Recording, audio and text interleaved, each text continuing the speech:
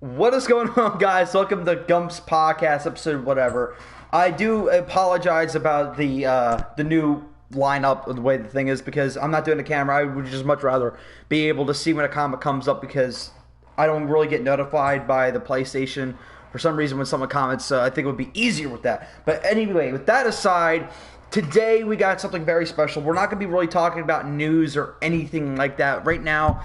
Today I am with Chris Hicks, and we're going to be talking about filmmaking, everything about it, the creative process, the struggles, and like what it's like to have a passion project that you just gotta wait until you can be able to make it in at least a way that you want it to be made.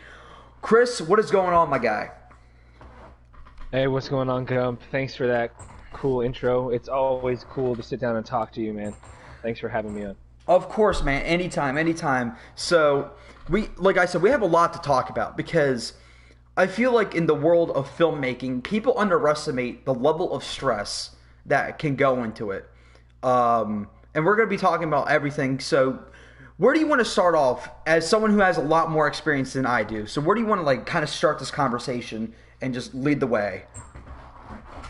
Well, that's a put it in my court, why don't you? I think. Yeah, bro. I think if you want to talk about stress levels, for sure. I mean, it's kind of hard to really put into perspective unless you either work in a high stress environment or you're putting yourself in one. A lot of it is putting yourself in a high stress environment, but I think it just comes with the territory of anybody who's trying to be successful, I think. But also, I think it's important to note that most creative people put undue pressure and stress on themselves already. So if there wasn't enough pressure just to get things done, I put pressure on myself as an artist to keep me going and keep me focused and motivated. And yeah, that kind of seeps into the production side. But I mean, it's hand in hand with filmmaking, Gump. The stress comes with it. Anything worth doing is it's going to cause you a little bit of stress along the way, but at the end, it's worth it. Yeah, I agreed. One of the earliest of lessons I learned in high school, of all places, was from my teacher. I was stressing over. Ever hear of the 10-day film challenge? Ever hear of that? Oh yeah, we have those all the time. Yeah, we had that. There's a 48-hour film challenge too, and all that. Yeah, I I was stressing because it was my final project as a senior, and I was. This is a title that my teachers gave me. All three of them, all three film teachers gave me the title of like most underrated film student in Clearview history, because no one wanted to work with me because I wasn't popular like everybody else. And all the kids that were actually half decent in the film program were really popular, and they already had their circle. So I was kind of stuck with a lot of the kids that were fucking around. And for the 10-day film challenge, I was stressing out, and the teacher told me, listen, the 10-day film challenge is a good thing to be the work on, but you just got to remember that I already know that you're a good filmmaker. You have nothing to prove to me. You have nothing to prove to them because this is just another curricular activity. I'm not telling you to not stress out because it shows me that you care. And that's why I'm going to help you out. I'm going to back you up. So the teacher backed me up because I was having a fucking meltdown. Because one of the first problems we ran into is because they appointed me as writer. We had time travel. And I had this like simplistic idea. I don't even remember the idea because the thing is, we didn't get like a thought on it because the cameraman threw a hissy fit that he wanted to do fucking Overwatch. He wanted to do an Overwatch tracer project. And I'm like, that involves visuals. We're in high school. We have 10 days. The simpler the better. And then he threw a fucking riot. I'm not going to be your film guy. I'm not going to be your editor. I'm not going to do this and that. He just threw down. He threw down the gauntlet. And I told the teacher, like, what the fuck am I going to do? He's like, listen, we can't make him work alone because the program won't let us. So you got to come up to a compromise. Sadly, we ended up doing it, and it was the biggest, most abysmal piece of shit, but the teacher tried to help me. And it still didn't work out well. and but that was one of the first lessons I've ever learned. Was just stress means you care. I know that was a whole sidetrack, and it didn't seem like it connected, but it was just saying No, like it, that. it Yeah, connects. It yeah, connects. You're yeah, right. and yeah, A lot of and, I explain myself to a lot of people that way, Gump. Not to cut you off, buddy. yeah. Go. But it doesn't. First off, dude, it doesn't sound like you compromised at all. It Yeah, sounds like I he caved. needed to compromise, and that's another thing. Film's a collaborative effort, and I've been a part of those challenges, my friend, and uh, never again will I put myself in that position. You talk about learning lessons, and we'll get into that real quick. But I want to come back to stress. The stress and pressure I put on myself is because I care, Yep. and throughout my career, I've worked with people. I've been in charge of getting things done. So I owe them a level of stress upon myself to let them know that this isn't just a game for me, and that I want to succeed just as much as I want you to succeed. So the pressure I put on myself is kind of um, healthy in a way for me, honestly. It's just my brand of leadership. You know what I'm saying? Yeah, I definitely agree because there's something special about filmmaking. We talked about this a lot on my channel. There's a level of a natural high that you get, and there's like a level of passion and love for a story. Because at the end of the day, if you love movies, if you like watching movies once a month, once a year, at the end of the day, we're all storytellers. It's just the fact that filmmakers live off that. So when you see your story being created, it's something special. It's like watching your kid grow up. It's like watching a kid grow up, and then when they turn 18, that's when the film's released, and you're done. As a parent, you're done, and the rest is their job. And Right. there's a level of stress and care because there's a lot of love. It's there's a lot of people who are doing it for money, but the truest of great filmmakers do it because they love it, and that's with me because it doesn't matter what kind of project we're working on. I'm always going to be stressing out because like me, I want everything I touch to be great. Not because like I'm worried about my fucking ego or anything like that. Because I want to be able to sit down and say, I helped create that. Those are right. Those are the standards that you put upon yourself. Exactly. And I have extremely high standards for myself, and I put myself through the ringer to own those things. Along my journey to dedication to the craft is something that I didn't know was equally as important as learning the craft. And there are so many avenues that people don't understand, and things in ways to achieve goals as a filmmaker that aren't the same as everybody else, but there are tested and true methods that actually that work if you have a certain mindset. Yeah. So for me, having to not only have the love and the passion for it, but I have to know what I'm talking about. So it was important for me to go and continuously. I was on set with people, and they're like, "Have you ever heard of this?" I'm like, "No. Why do I know anything about that?" "Oh, because I'm so wrapped up in this part of it, I'm not even thinking about this part of it." It's like, read a book, Chris, or something.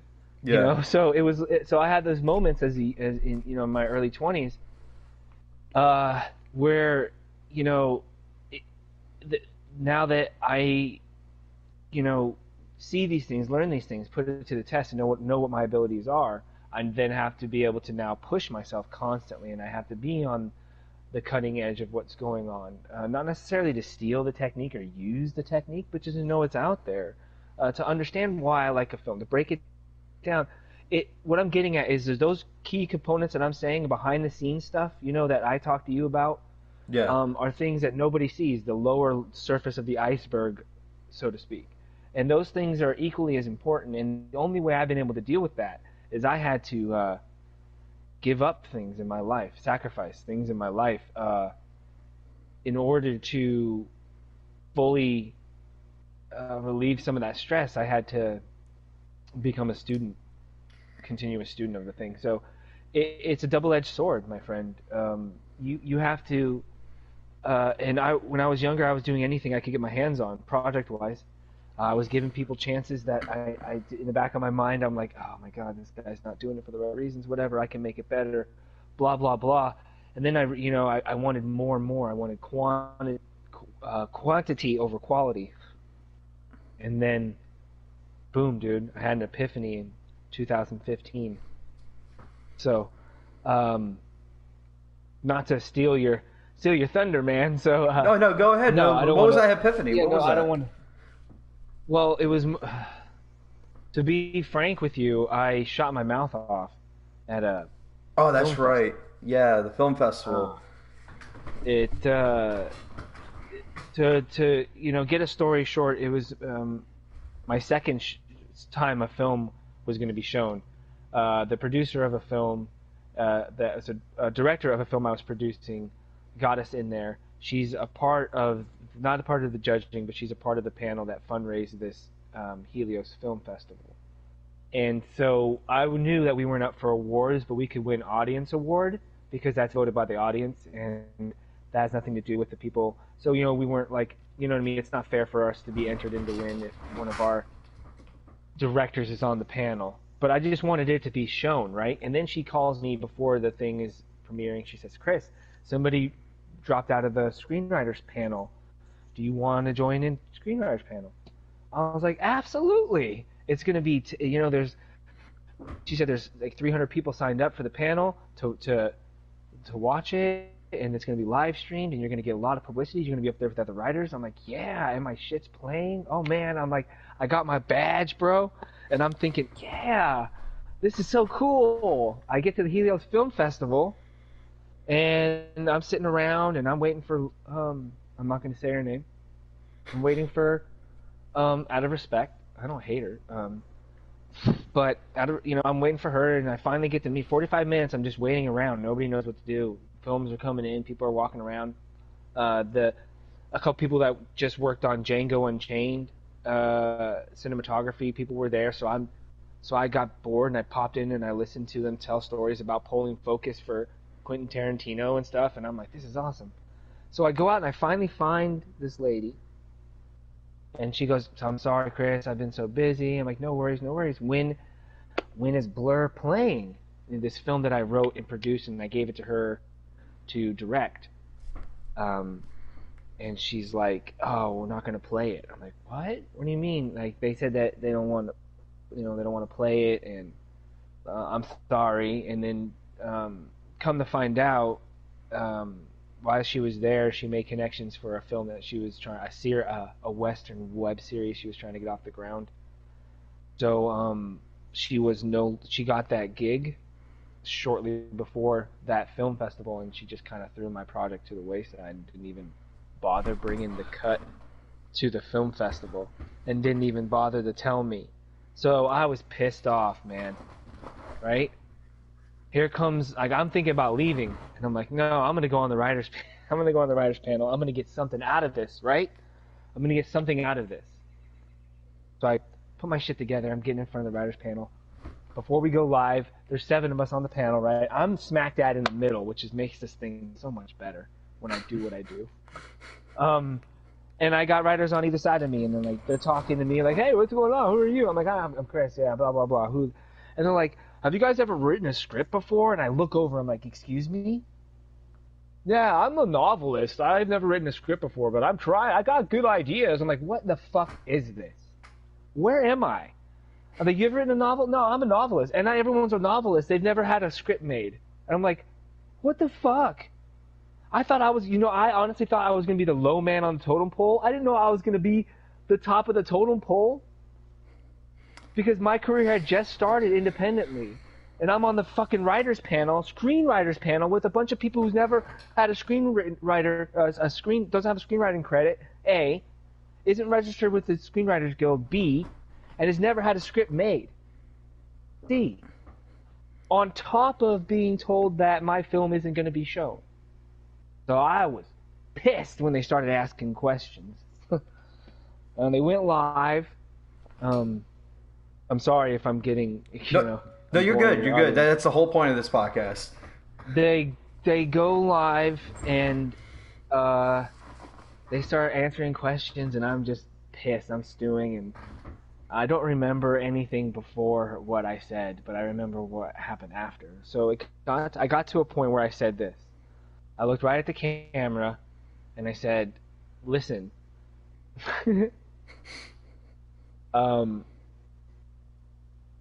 I'm the best screenwriter in the area, and I challenge anybody to write a better script than me and get it made and get it done with no money. That's an open challenge to anybody." And I started listing all the film forums, film academies in the area, everybody I knew. And I pretty much told them, I sat back in my seat and I said, "Come at me." And everyone was just like in total shock. I'm downplaying the severity of how I said it. I said it a little bit mean, and I don't, you know, I was a little bit snottier than that. But, you know, then it ended, and, you know, everyone was just like, I was like kryptonite from then on. So I just left. And when I got home, the lady called me and she said, "What did you do? What did you do?" And she brought up another argument because 2 or 3 weeks before that, she had me on a podcast down in Florida. Yeah. And she misled me again, dude. And she made it seem like it was for me, but she really wanted me to promote her and the fucking film. I thought it was to say thank you for letting her direct my movie, which is it was one of my favorite scripts. But I was testing myself as an artist. I wanted to give it to a director to see what they would do with my work, how much I can stomach it. She made big changes. I didn't like them, but that's the business, right? So I went along with it. I trusted her. I trusted her artistic integrity. I liked her. I knew her before this, and I paid her. I paid everybody. I financed the whole damn thing. And even on set, I did the clapping. I mean, the slate. I ran the slate all day and all night. Because I work with my team, right? I'm not just the guy with the buck standing around on set. Nobody stands around on my sets either. So I thought she was giving me this interview. Nope. She was pissed when I got off the interview and I was talking more about myself and not about Blur. So she comes at me. She's mad at me. Well, basically, long story short, I burned a lot of bridges with a lot of people. And I had to eat crow and I had to go quiet for a number of years. And I really had to come to terms with how I acted. Also have to pay attention to, you know, your image. So, you know, long story short, man, it changed everything that day. Yeah, I mean, it's such a crazy, wild experience because I hear that you have so much more experience in the world of filmmaking, not just the actual production of it, but like the promotion of it and like going to festivals. I've never been to a film festival. It's one of those things I've always wanted to do, but the only film festivals near me are Philly. And, I mean, I technically went to a quote-unquote festival, but it was for a college, so I don't count that. And it was the most pretentious thing I've ever seen. It was fucking awful. I'm sitting there at this time. I'm 17, maybe 18 years old, and I'm watching these projects, and I'm sitting there saying, "This is just conveying a political message. This is just conveying this. This is just conveying that." Like, there's messages in movies. There's right ways and there's pretentious ways. And that's all that was. The only time I actually sat down and I'm like, this was cool, was their animation stuff. And that's 17, 18-year-old me. And then there's you with all this stuff. So that's why I love listening to people just and their experiences, because it just makes me think, that's what I have to look forward to, just this adventure. Hopefully I don't fucking I don't imagine me running my mouth, because that's not just who I am. It sounds like I am when you watch my gaming stuff, but in reality, that's not who I am. I don't run my mouth. Yeah, you have to understand, first off, I don't have a filter, very, very rarely. I'm very passionate. Yeah. And I was upset. I was young. I know, actually, it was 2014. I had my dates wrong. I was a little younger than I am now. I wasn't super young. I was just, you know, in my 30s, or like just about 30. But it was it volcanoed out because of frustration. But it wasn't the way to handle it. It wasn't right to say that.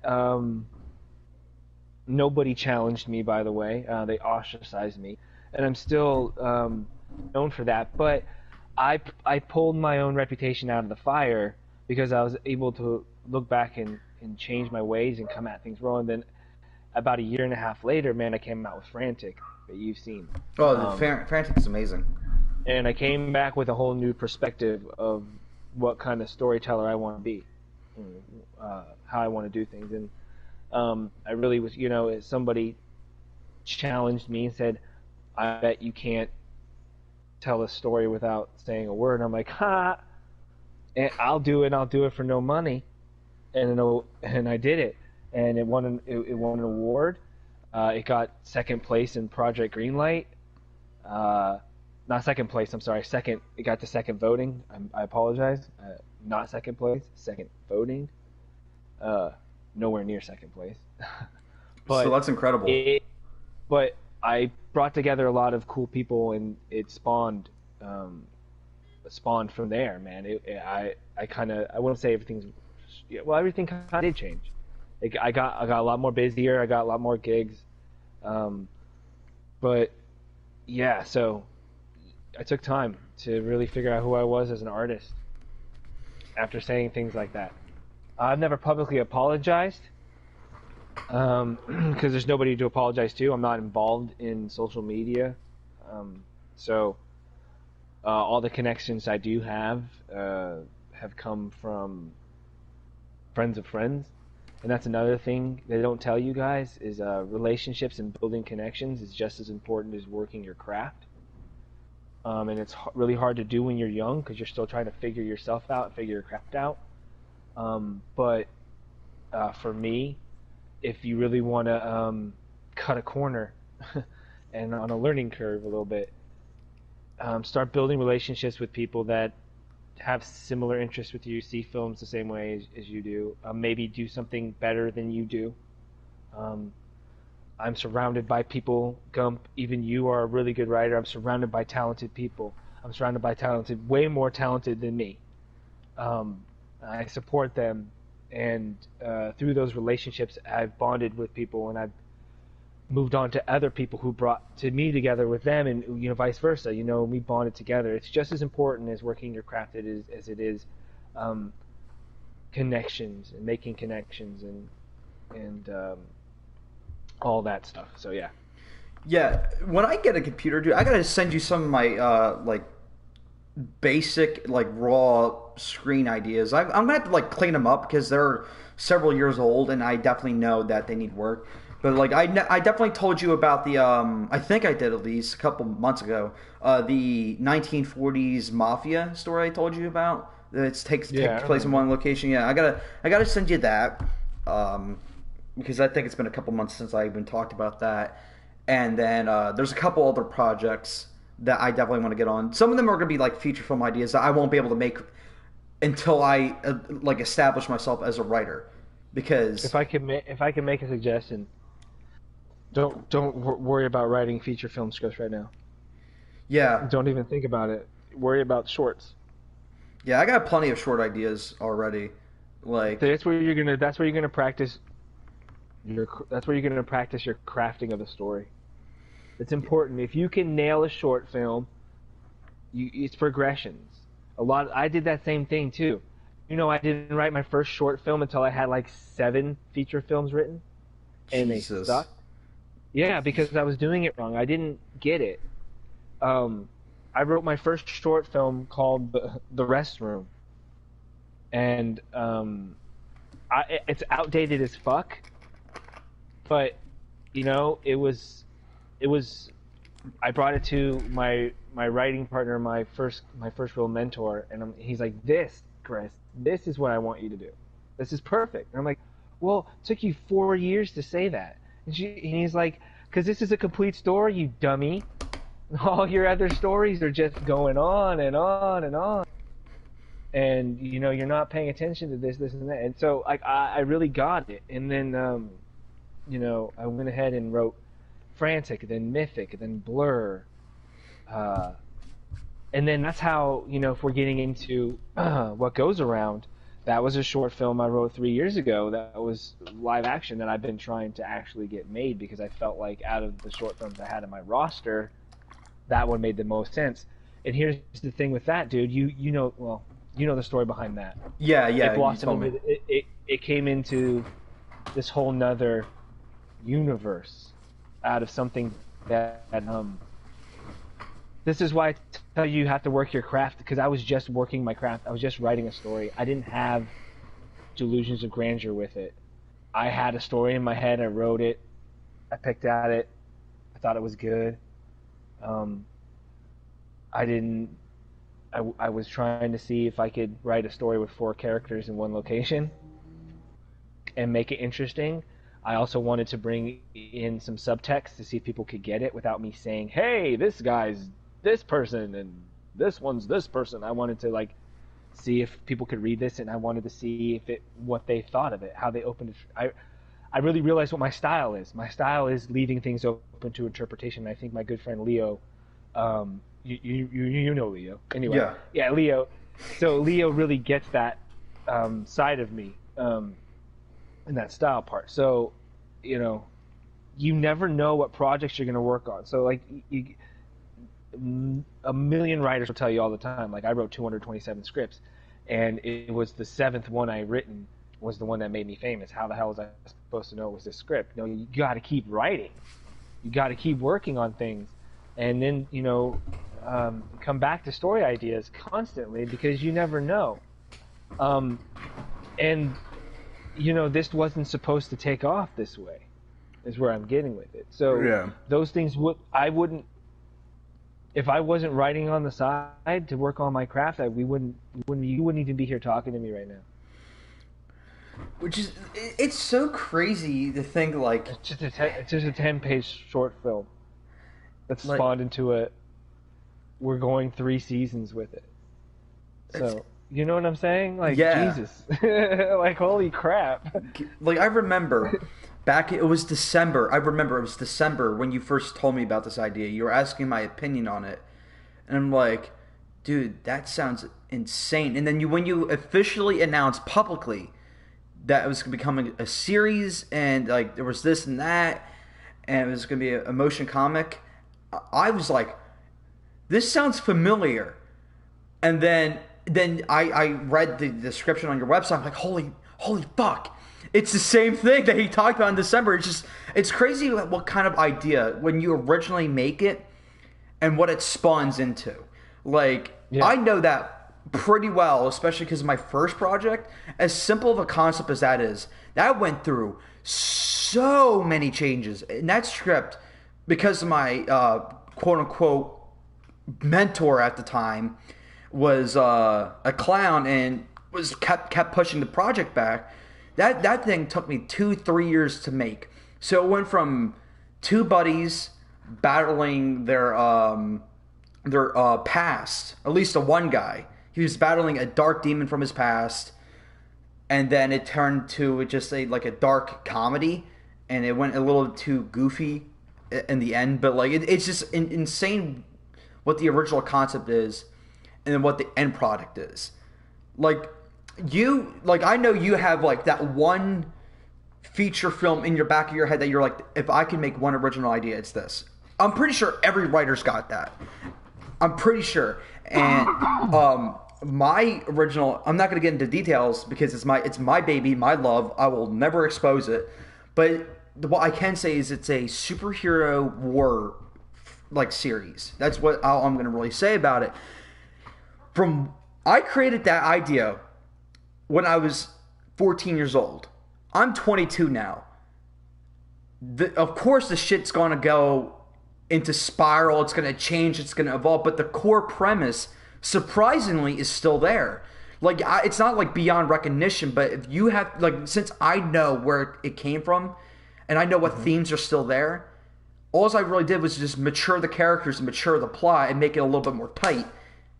And I would what's your I want to make this. This is my baby that I don't want to expose. Without getting into detail, do you have that same relation with what I have with my baby? Yes. I mean, every project is my baby. But as every parent, you can't raise your child alone. I don't raise my children by myself. I have a great team behind me that is helping, in tremendous ways. So, real quick, I just want to shout out to those guys. Thank you. If you're listening, I'll direct you to this anyway, guys. You know who you are: Nick, Leo, Jay, Amanda, Becca. Sorry, I didn't mean to Becca, but I had a brain fart. Anywho, so yeah, I mean, yeah, everyone's my baby, and I have a couple scripts in mind that are feature films, but I'm really, I mean, if everything goes correctly, I think my real first feature film script that has a chance of actually being made, well, yeah, it's probably going to get made more than likely. I don't want to say for sure. It's still up in the air, and I can't really talk about it, but hopefully this September things will change. That film has something to do with family and football and heart, dedication, passion. It's going to be a really cool story. I'm thrilled to death to get the opportunity to adapt a really cool book that I'm close to. I have stake in myself with this story and these people. So that's my focus right now. I do have if I just wanted to plug that out there. But I mean, dude, I have really cool feature film script wise. I don't really have anything that I would think would be cool to talk about. I don't know. A lot of them are just. I mean, I stopped really kind of working on feature film scripts in like 2015. Started really getting good at telling short films in these little pocket narratives. But I mean, if we're talking about, I'm a big Batman fan, and I've had opportunities to do many adaptations of Batman fan film, and I just think that's too easy. I don't want to do it because of that, and I would love to do it for fun, but the way I do films, my friend, is I'm in love with these. I'm in love with Batman, but I've seen a lot. I wouldn't be in love with a Batman story unless I had some serious dough. I have that story. My Batman fan film would consist of bringing Michael Keaton Batman, the Christian Bale Batman, and Ben Affleck's Batman into the same universe to fight their Jokers. And the Flash brings them there because there's an end event, and at the end, when Batman think they've won, you hear this lady's laugh like a Joker, and then you hear the Batmans go, whose Jokers is that? And then this big lightning flashes in Thomas Wayne's above a building, and he's like, that's mine. And so we bring Thomas Wayne Batman into the Flashpoint Batman into the fray, and I leave it open for a sequel. So that fan film is written. That fan film was almost made, but I put that down a few years ago to work on a passion project of mine because I'm a huge fan of The Rocketeer, and I have to mention that because that was a feature film script that got shrunken down to a short film that got shrunken down into a series that never got made for a lot of reasons. Yeah. It was set in the 80s, 50 years after the original film. It set his granddaughter as the new Rocketeer. I really love that script. I love the story. I spent a lot of time on it, crafting the story, and set in 1989, which is really cool. I wanted to give that Power Rangers reboot feel to the franchise a little bit, and do some really cool things with the characters. But I couldn't get I couldn't get concept art the way I wanted it, and I just got really frustrated. So I dropped that sucker like a motherfucker. But anyway, Green Lantern is where I'm going at it with. I would love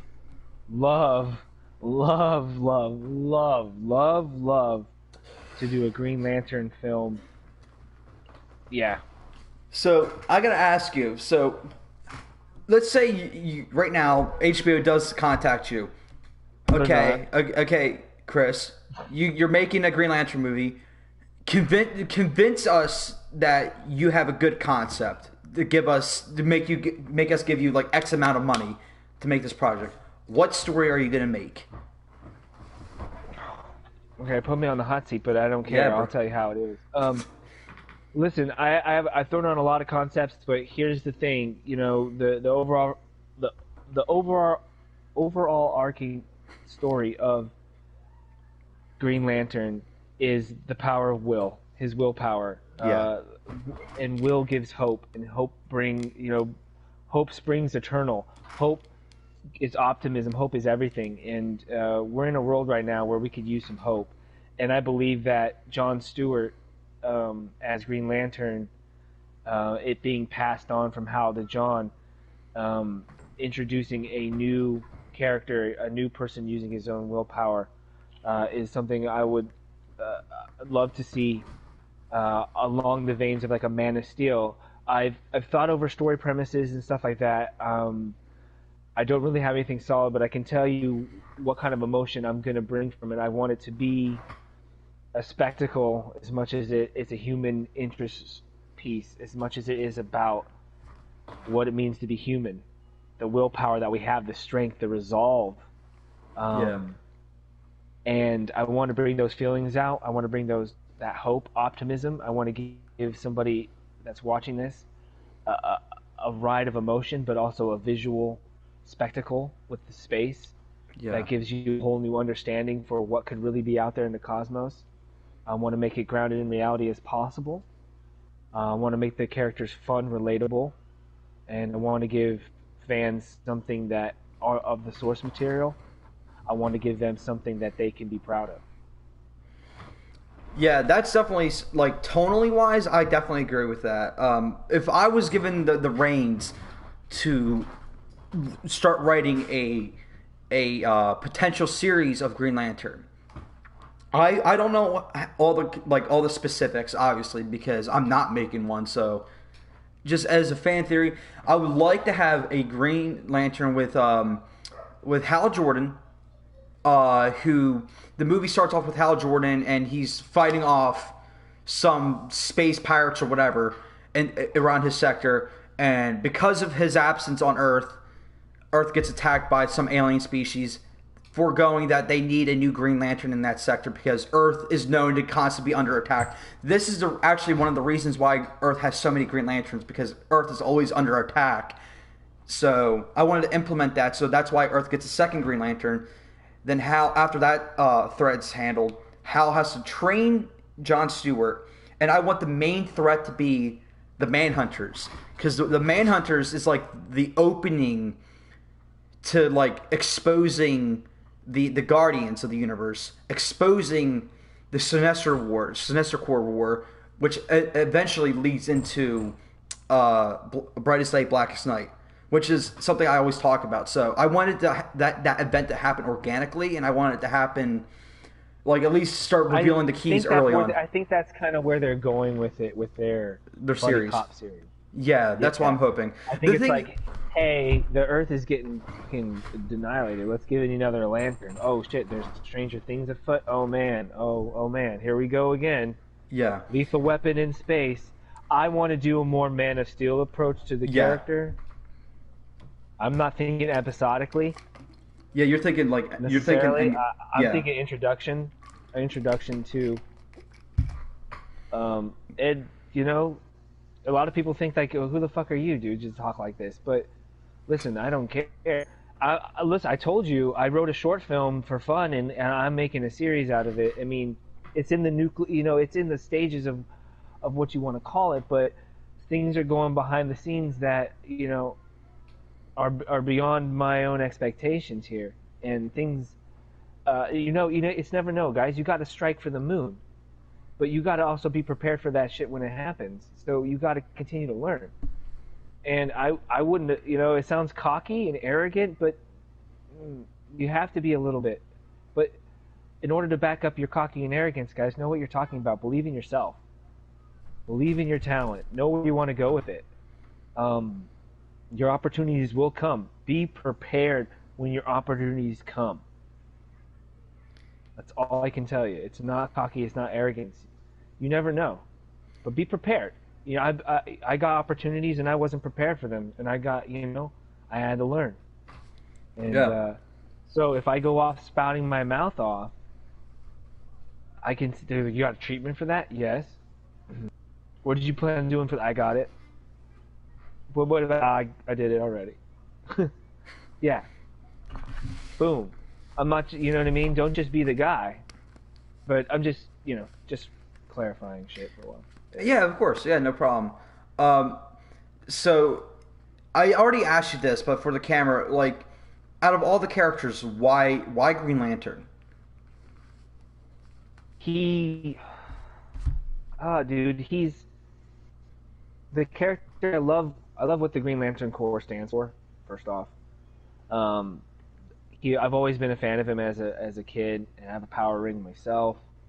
He's my second favorite DC character, third favorite DC character. Obviously, it's Batman, but the character hasn't been done a theatrical justice. He hasn't got the cinematic touch yet.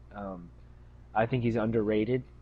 Agreed. I don't think I think more people can relate to him because he's a human with an external power, and it's based off his humanity, basically his willpower, which is like every human has. It's so fucking awesome, and anybody with a good heart and willpower can wield that thing.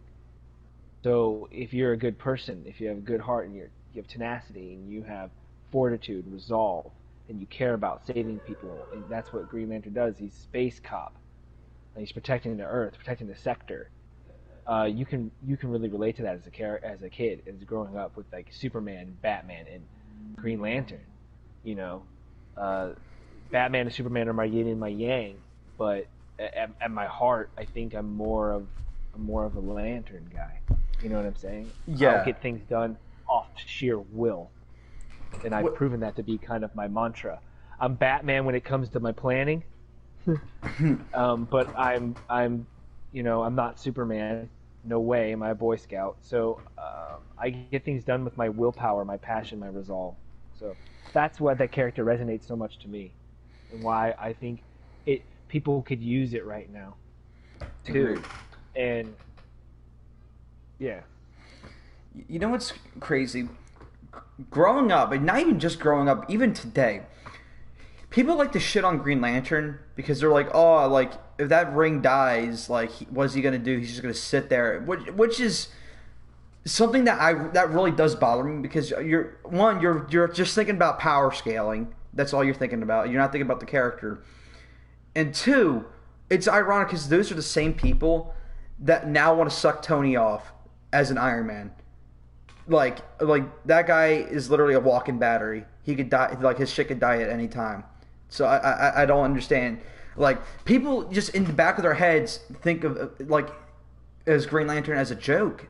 Not everybody. It's not like a huge thing, but like every time I talk about it, everyone's just like, he's got a ring. Who cares? He like what kind of superhero has a ring for a power? I'm like, shut up, bro. Like, literally the most popular sport in the country, your trophy is a fucking ring. I don't want to hear it. Like, if you're gonna shit on Green Lantern, you shit on the Super Bowl. Anyway, that was just something that was sitting in the back of my head. Just like, people like to shit on Green Lantern. I'm like, bro, do you even know what Green Lantern is, bro? You probably saw the 2011 movie, act like you're some fucking Green Lantern expert. It's a lot more than just a guy wearing a ring. It's what it stands for me. But I mean, a lot of people don't know that, and maybe it's time they do. We need to get it out there. You should have had a film like the Green Lantern film. You know, if people shit on that, there were parts of it that I absolutely love. I have that ring prop, by the way. That's cool. There were parts of it that I really did like, and if you watch it in full HD, some shit pops out. But I don't know. That's just people complaining on the internet, and I just don't really listen. They just don't know. They don't understand. But for me, it's more than it has to be something more than that. Yeah. Or I won't do it. So, I think he deserved a better movie first than Aquaman. Aquaman gets shit on constantly. They gave him a movie, made him cool. How do I like we're mean, living in a world where Aquaman made more than Wonder Woman, Superman, BVS, and Justice League, and Suicide Squad. That's the world we're living in. I want everyone. I've said this before, but really, really think about that. Aquaman, Aquaman, made more than Justice League, made more than bro, Suicide Squad. What the fuck? you're not gonna go see a movie if it's bad. Yeah, I know. I'm just saying, but that just like when you take out the movies are good or bad aside, but that's the world we're living in, where something like Justice League is almost like a guaranteed Do you billion-dollar think movie. James Wan film isn't gonna do good in China? No, I'm just saying, just think about it. Just the property alone, like take the external shit aside. Like 10 years ago, before the whole fucking DCEU started, whatever the hell they're calling it now. Just say okay, there's gonna be a Justice League movie in 7 years, and there's gonna be an Aquaman movie in 8 years. What's gonna make more? Everyone's gonna in the right mind's gonna say Justice League. You put Aquaman against Batman versus Superman. Which one's gonna make more money? Everyone's gonna say Batman versus Superman.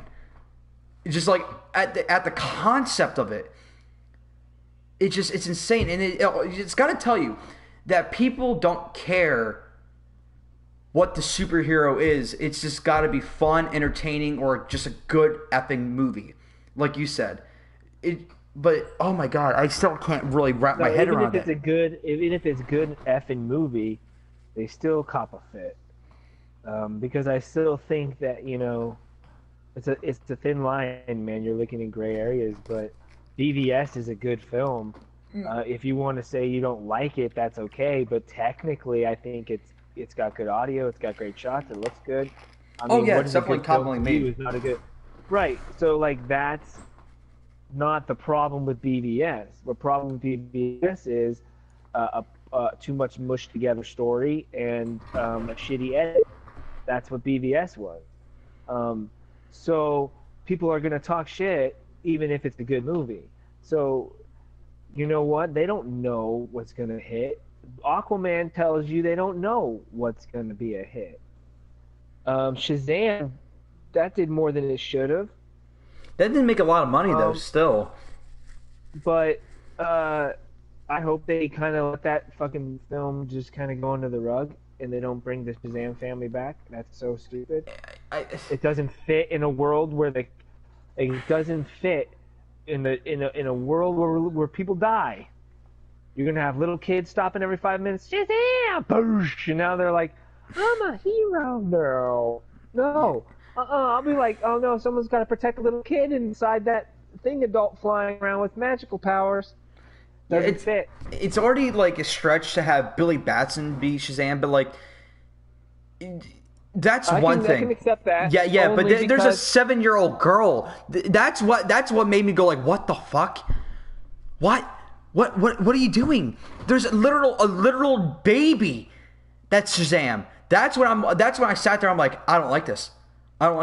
They just kind of ruined the whole point of why Billy Batson was Shazam.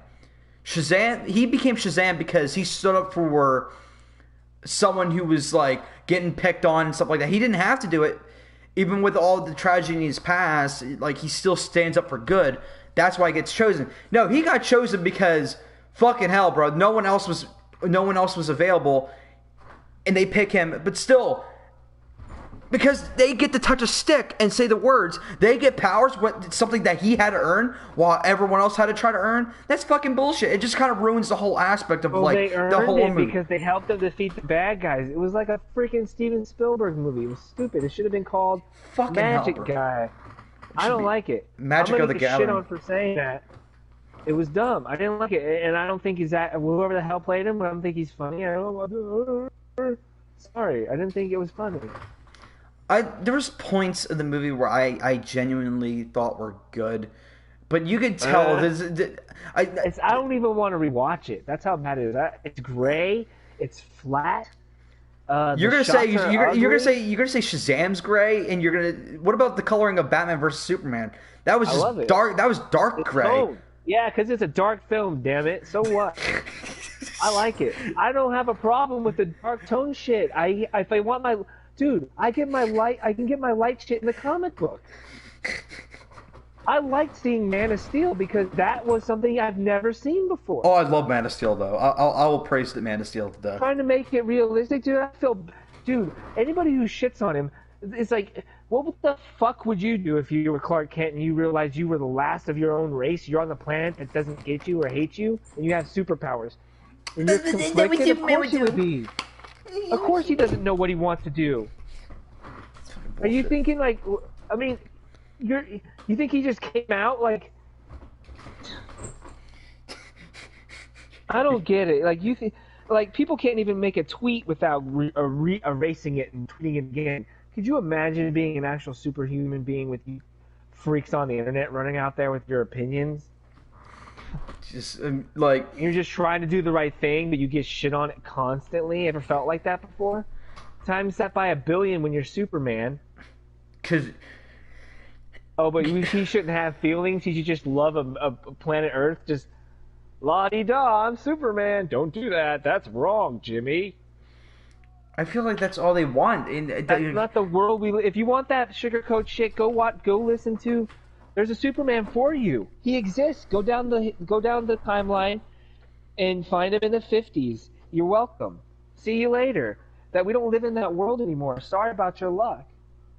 It just everyone wants the same exact carbon copy Winter Soldier's version. Fine. That's a dark movie. Yeah, bro. Winter Soldier. Yeah, that's fucking it's fine. Dark. It's okay if the Avengers kill half the planet and drop Sokovia on the planet. It's okay. But a man who doesn't know how to use his superpowers fighting a Kryptonian who does know how to use his superpowers because he's been trained to do it and gets a little damage going, what the hell would you expect? Seriously. That's just complaining for the sake of complaining. It's just because it's not the version they grew up with. That's why Superman's always going to be hard to do because everyone grew up with a Superman. Okay, well, you just solved the problem. You just said it. There's a version, yeah. If you don't like this one, go like another one, but don't shit on Superman. It's not like they didn't compromise what Superman stood for. I believe, and I know you believe this because I heard you say that they were going to build up to him becoming the Superman we know and love, where he's like he's not gonna be like, oh hey Billy, you get the cat out of the tree, but like he was gonna become like charming. Yeah, he had an arc going, and that's what I saw. Then they killed him off. He had to figure himself out. Oops. So he didn't know if Batman v Superman. He wasn't sure if being Superman was the right thing to do. He was conflicted. Exactly. Why? And you're pissed because Zach doesn't put a sign up in his movie and tell you, now feel conflicted for Batman. No, he just throws it at you, and he expects you to be smart enough to put yourself in the character's shoes.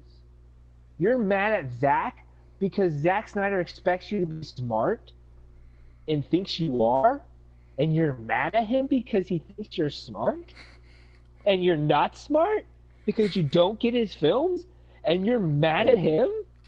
I would say that getting films. I won't say like that's the problem because there is still times where you gotta like understand that. Like I feel like Zach's one of his biggest weaknesses is that it's a show don't tell narrative filmmaking. Yeah, but you're mad that Zach does it so well. But when you get so many people saying one thing, you still gotta understand that means that he's not appealing to the major overarching audience, and that means he's not showing enough, or he's not telling. On the internet, it's all mob mentality on the internet. So you don't know how many people are just going, yeah, I'm with you, yeah, fuck that, for no reason. Oh yeah, definitely. There's definitely mob mentality. Definitely, 100%. Then how come I got the film? I just didn't. When I was watching the film, I never went. Because perspective. Because perspective. It's all about perspective. Like I got it. I was disappointed at what we got, but I understood it. I think it's like again, it's all about perspective because people want certain things, which gives them a new set of lenses than me. I was going there expecting one thing. Then I was able to be like, okay, this is a new take. Let me shut down everything I was expecting. Some people weren't able to do that. Was that right? No. Like but it's the way people watch things, and that's always going to be a factor when you're making a movie. When you got to remember though, when you're making a movie, it's not just for you. You're making it for the audience. And do I hate Zach for doing that? No. It's just a risk that he was willing to take. Okay, I'm going to make something that I think makes sense. Is it going to make everybody happy? Of course not, because you got Superman snapping Zod's neck. Yeah, you can't please them all because your film would be shit. You have to find a direction, stick to it, make it the best you can, and hope it sticks. And if it doesn't, then you don't make it a clusterfuck of missed opportunities and you second guessing yourself the entire way. But he also had Warner Brothers doing that to him. Yeah. So it wasn't necessarily his fault. So, like, I'm not bashing the guy, but when he picks his spots, he goes all the way with his direction. You got to give the man credit for that. I don't care if you don't like him at all. If you're calling yourself a critic and you can't see that as the artistic side of it, you can't take the artistic narrative away from the subtext of what you're watching, you're a bad critic. You don't know what you're talking about. And if you don't understand that, then you need to understand it and go watch his films again, and maybe you won't like him, you won't dislike him as much. You understand the perspective of it.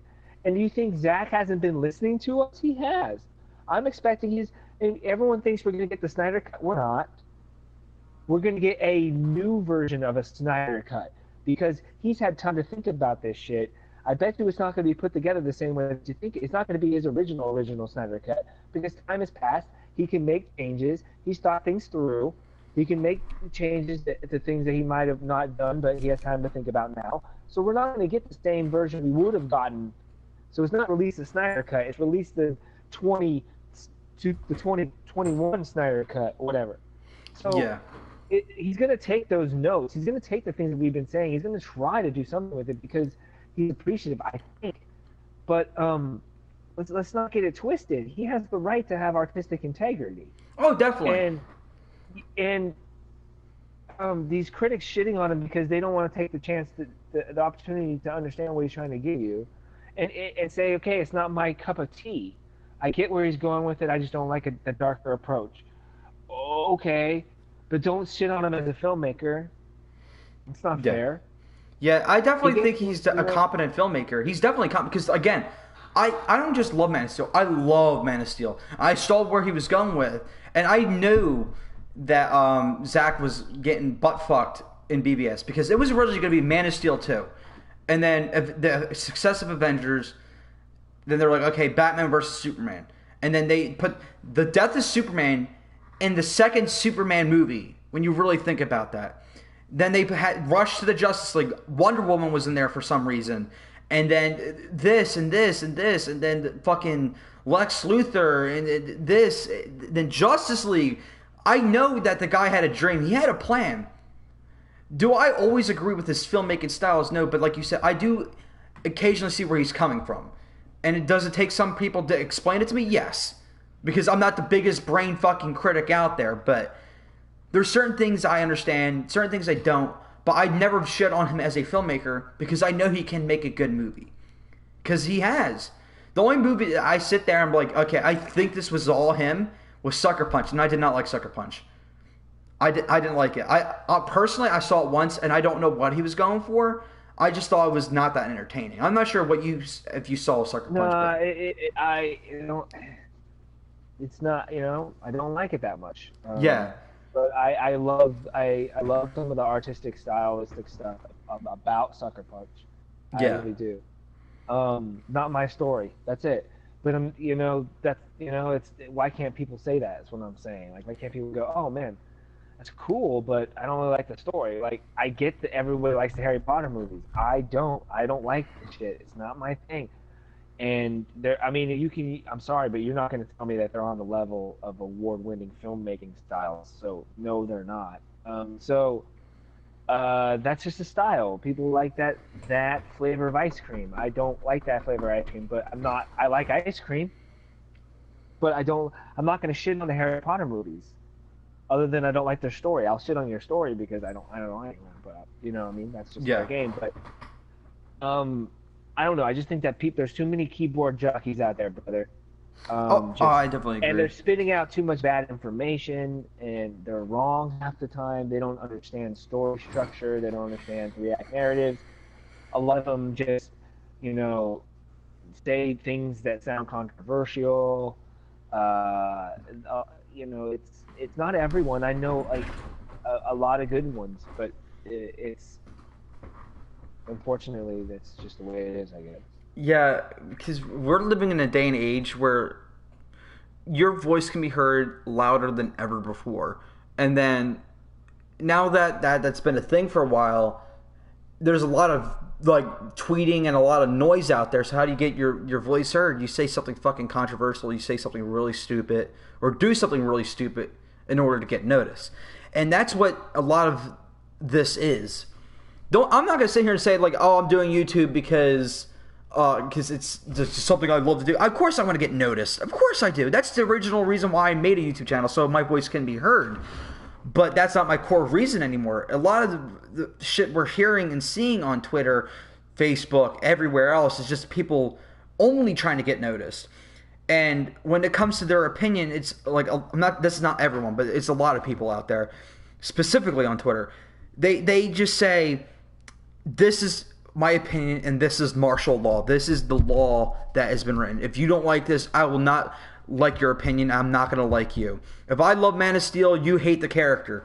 I've been told I hate the character of Superman if I love Man of Steel. I'm like, what's your goal here? Again, it's just a lot of people raising hate because people are taking film to a whole new level. I remember when film was just, let's go to the movies and have a good time. If you don't like it, you don't like it. We could talk it out. My two best friends do not watch movies for a lick of shit. I watched Jumanji, Welcome to the Jungle with them. They had a great time, and we just sat there and like, was it the greatest storytelling? No, but I personally found it was entertaining. They found it entertaining, and that was it. We weren't sitting there like arguing about the little details, like the fucking this, the this, and that. But people are taking film. We take film seriously, me and Chris. We obviously do because we want to like make stuff.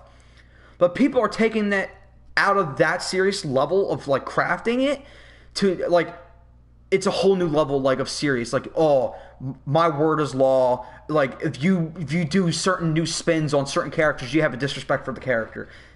I don't know. It's just a level of it's a power struggle from fans to creators. That's what we're in right now. Because certain people don't know how to make a fucking movie. They gotta scream at filmmakers to make something they want. And that's why we're in an age where like there's 17 fucking director's cuts being made right now. Like, I said it the day it was announced. This is not gonna be the last we hear of the Snyder cut. There's gonna be more of it. Ayer cut. Release Solo 2. Release this. Release that. Make this extended cut. Where's this? We're gonna be 2025. It's just gonna be re-releases. Because fans want to have their opinions heard. So, because Twitter's not cutting it for them anymore. Because they're not getting the clicks on their YouTube channel. So the only way they're going to get heard is through fucking filmmakers that express themselves. Get a room, either learn how to write a story yourself, direct a story yourself, or just keep doing your doing and just acknowledge that it's not your cup of tea, it's not what you would have done. And that's the thing. People are hating on things because it's not what they would do. It's not your job to make a movie. It's someone else's job to enter. Just remember, these are people. Like I said, I don't like Sucker Punch, like, at all. But I'm not going to sit there and urinate on fucking Zack Snyder's front yard. I'm not. I hate almost all of Michael Bay's movies. But I'm not going to sit there, squat, lower my pants, and take a shit on his yard. Because I hate his... What's up? Sorry. I'm going on my tangent. It's okay. No, like here's how it should work. Okay, the studio goes, damn, people like those Marvel movies. We need to make superhero movies. Let's find a superhero. Let's find a director who knows how to make superhero movies, and let's let him do his or her job. Yeah. That's as far as the fans should have their voice. Yeah. Because it's not okay. We're going to give you a superhero film. We're going to find the right artist to give you this. Leave us alone. You shouldn't have any say in what the artist is doing. It's the artist's job to put the work together. You're not paying. You are paying for it in a way, but you're not. Warner Brothers is paying for the artist to do his work up front. So your voice doesn't matter to that point. It's a business. it's not fair to the creative person to have the studio listen to the fans chop their project when they've been working their butt off their entire career to get to there, and now they can't even do their full creative licensing because of this, that, or the other, because they have people telling them this isn't what they want, and they don't want this, and they don't like that, and it's not fair to the artist. Let them create. That's as far as the studio involvement should be. Hey, look, X amount of people like this, we should give them something like that. Find the right person or find the right team or whatever to do that, and let them do their thing. If it sticks, it sticks. If it doesn't, regroup, try it again. Yeah. This listening to the fan stuff is extremely toxic. Yeah. Double-edged sword. That's just, I don't know, that's my opinion. Yeah, no, the best example of like why listening to the fans does not work. I'm not going to sit here and just shit on the movies, because I already done that. I done my fair share, and I'm not going to sit here and be a broken record.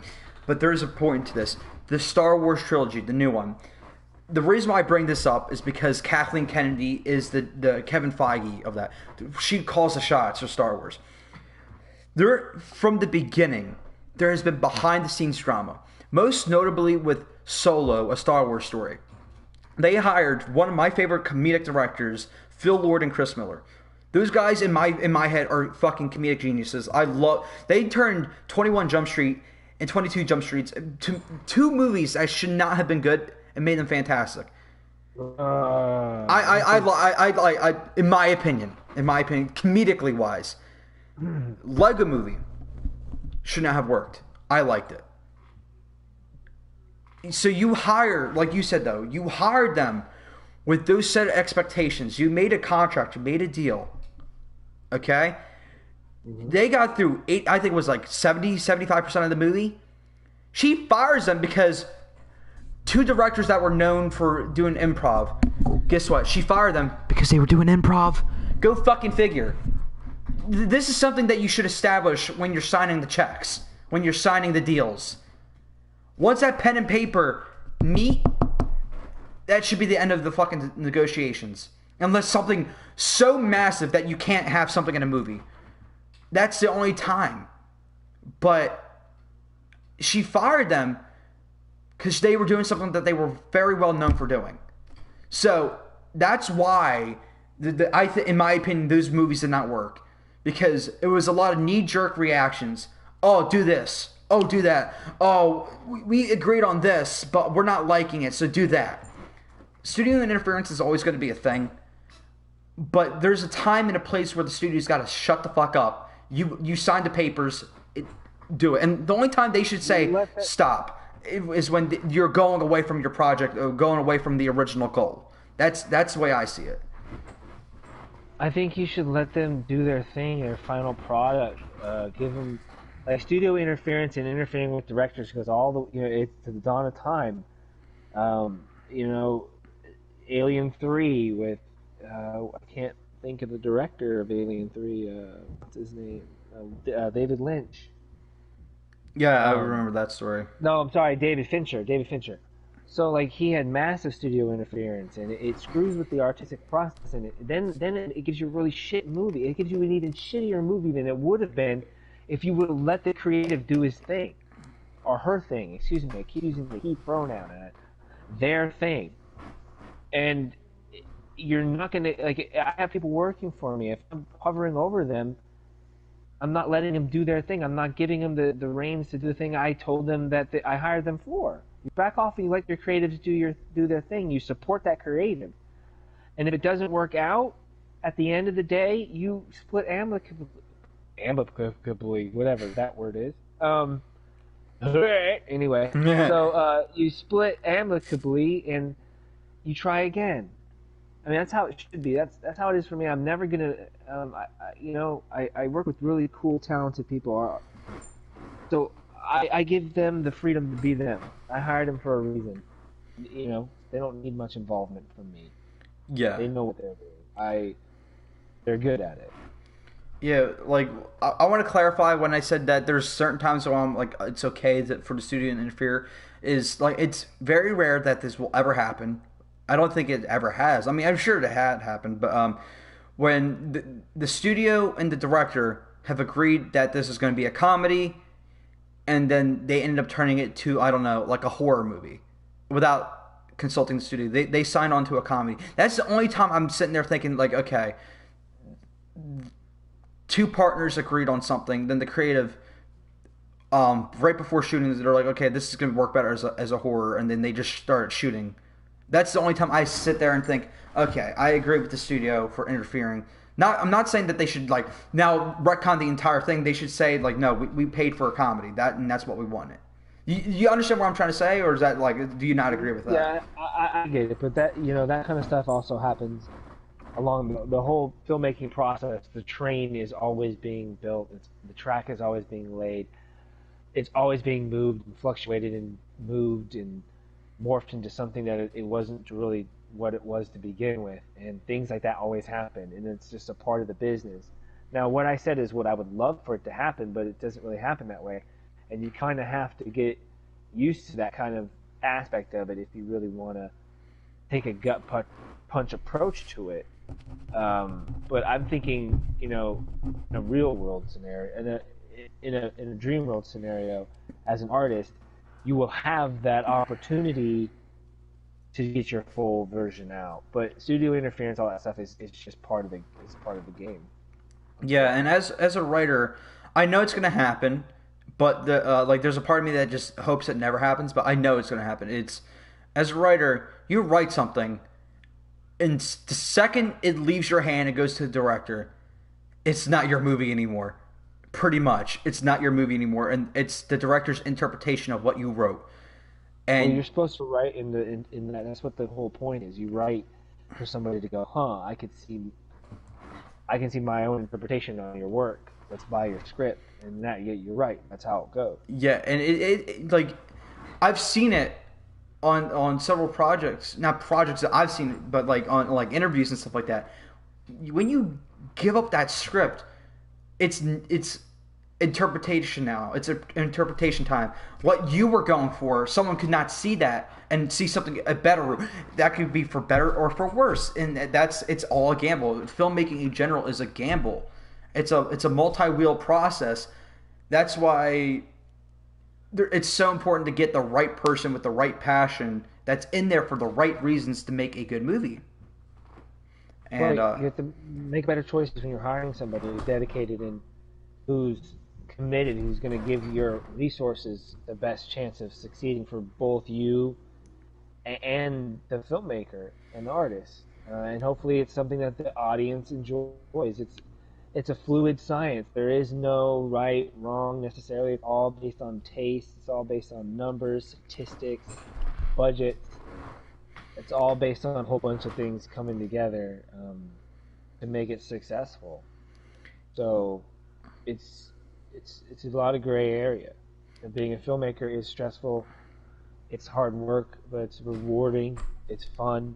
Yeah. It's very fun. There's no greater experience. And as I get older, I don't want to be a part of some kind of corporate, okay, we're going to work every day and making films. I kind of think they're special in that way.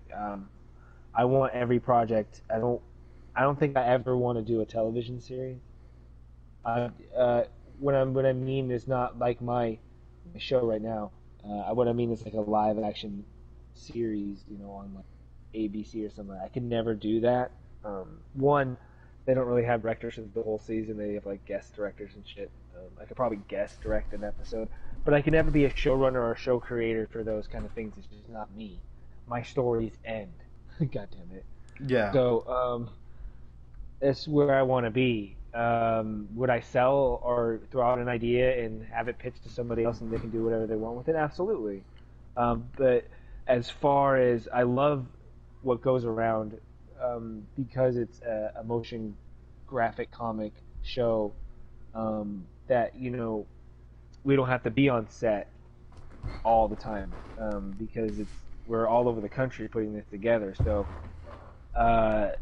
and it does have an end game. We are leading up to something, and we already know that. We're not going in going, oh, we can just do so many episodes and milk the shit out of it. No. Every episode leads to another, leads to an end game, and we're not going to stretch it out very long. And we know what we're doing with it. and it's not the only project that I got going on either. So it's I love this. I love where I'm at right now. It's basically where I'm getting at. It's a good creative space. It's really exciting. Yeah, like I already talked about it enough, but on my short film, it was as much drama as there was behind the scenes. It was still such a great time. Like your heart's racing, you're smiling. Like there's like this level of adrenaline always there, and it's spectacular. There's no other feeling like it, and I don't know. You got to be like a filmmaker who's been on a set creating something to understand that feeling. I don't know any other feeling like that. In my short life, that's like probably one of the, if not the happiest I felt, because I'm working on something. It's my creation. I'm seeing it evolve, even though it's something that I wasn't really a fan of. It's still a creation process, and I think all in all, I think that's the main message of today. With the stress, the love, the passion, the sweating, the tears, all that hard work, all that crap that you got to deal with, studio interference, there's still a love for it. With all that shit, there's always that silver lining in the middle. You're making something awesome. You're telling a story, and I don't know. That's like the most natural high I can think of. Well, we're going to start wrapping up the show, guys. I want to thank you, everyone, so much for tuning in. Chris, where can they find you? What are you doing? Like, you got anything you want to announce or before we wrap up the show? Yeah, I just want to say thank you, Gump, for giving me time to talk movies with you, dude. It's been a pleasure. I like sharing things that I don't really talk about a whole lot, and so it's really cool to see you grow and spit the game with you here for a little bit. If you have a moment, you can check us out at What Goes Around DK on Facebook and Twitter. We also have our website is whatgoesarounddk.com, and you can find more information about our web series. It's about it's about the onset of the apocalypse, where karma and death team up to figure stuff out, and things progress into something more than they could have imagined, and some secrets are revealed. Some dark stuff happens, so it's a really fun visual ride, but it also gives you a really cool story to go along with it. It's done in the vein of the old time radio programs with these really cool visuals, and we have some very talented artists that are working on concepts and building out the frames for us, and we have some really talented voice actors and actresses who are doing a fantastic job behind the scenes, as well as our producers on the social media side, Leo and Amanda, who are pumping out some great content for us to keep us engaged with the fans. And we have some things going on our social media, guys. If you check those out, we have 2 posters up right now that are being voted on by the fans. That's going to be our first official poster going into our pilot, which is going to be dropping here in the next few months. I don't want to give a time frame just yet, but we are rapidly approaching our pilot debut. So we have that going on too, and we also are running what you want to say I don't want to say it's a competition, but we're running a little promotion where if we get 500 likes and 500 followers on Twitter, I'm going to live stream coloring my hair in solidarity to the fans to say thank you for the support and to show you just how dedicated I really am to this project and where it's really going to go. Things are going on behind the scenes as well that are going to launch this film this little film. I keep calling it a film because originally it was this series into the next level. So if you want to find me, you can find me there. Once again, that's What Goes Around DK on Facebook and Twitter, and What Goes Around DK.com. The DK actually stands for Dark Knight. Yeah, I figured. The Dark Knight is I have a production company called Dark Knight Productions. So I'm the writer and the director of the project. I've spoken a lot there, but yeah, Gump, it was awesome. Thank you so much. And yeah, thank you for joining. Anyways, guys, if you want to see the show live, you can. We're usually live on Saturdays around 5 o'clock Eastern Standard Time. So if you want to catch the next podcast, turn on the notifications and look out for that. Anyways, guys, this has been Gumps Podcast. Talk to you later. Peace.